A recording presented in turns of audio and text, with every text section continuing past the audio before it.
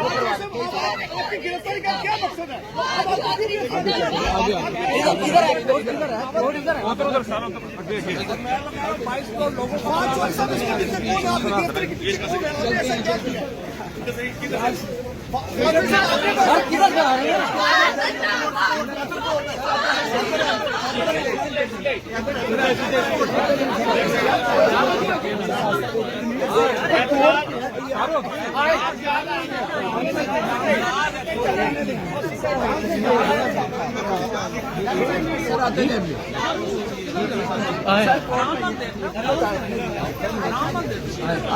कौन सी court leak है?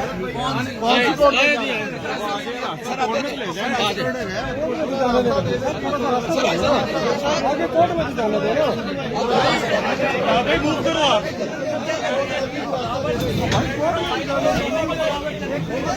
भाई कोर्ट से आने कोर्ट हो गया।